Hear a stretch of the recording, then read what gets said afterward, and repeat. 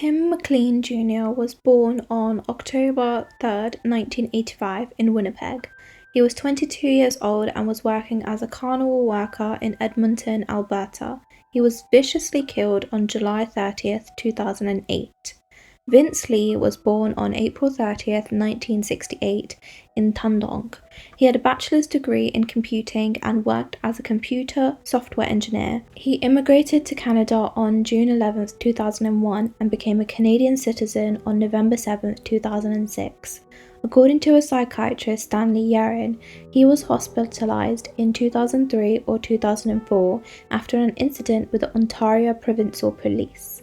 He continued to work in menial jobs in Winnipeg at Grant Memorial Church for at least 6 months to support his wife, Anna. Vince moved to Edmonton in 2005, abruptly leaving his wife alone in Winnipeg until she joined him there later.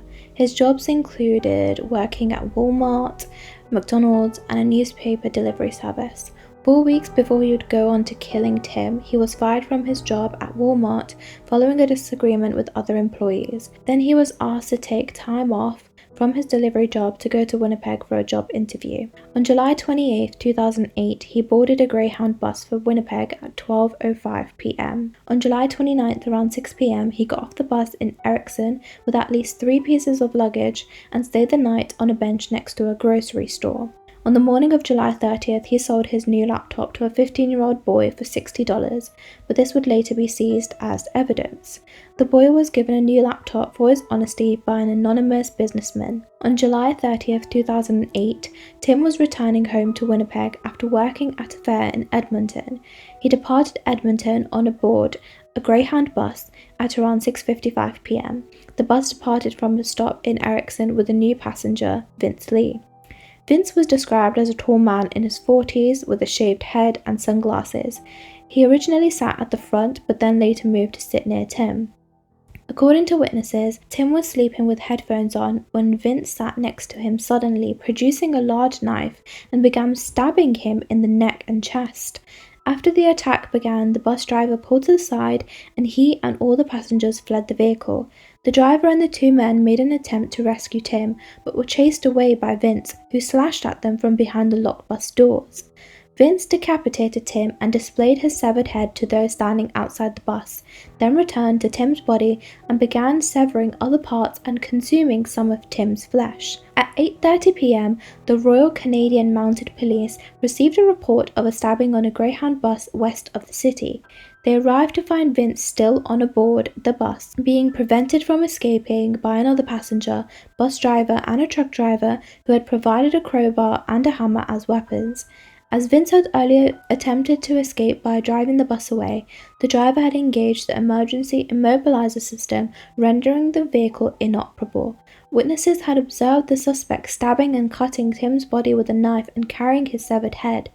By 9 p.m, police were in a standoff with the suspect and had summoned special negotiators and a heavily armed tactical unit. Vince alternately paced the length of the bus and defiled the corpse. Police officers then observed Vince eating parts of the body. The stranded passengers were transported from the scene to be interviewed. On July 31, 2008, at 1:30 a.m, Vince tried to escape by breaking through a window.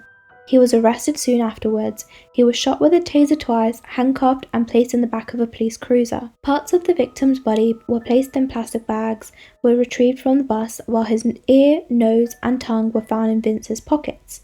The victim's eyes and a part of his heart were never recovered and are presumed to have been eaten by Vince. His trial commenced on March 3, 2009, pleading not to have any criminal responsibility on account of mental disorder. This means that he accepted that the offence occurred, but claimed that he was unable to form the necessary mental element. The psychiatrist said Vince had performed the attack because he was hearing voices he believed were from God, telling him to destroy the demon sitting beside him or he would be killed himself. The judge accepted the diagnosis and ruled that he was not criminally responsible for the killing. Vince was remanded to the Selkirk Mental Health Centre.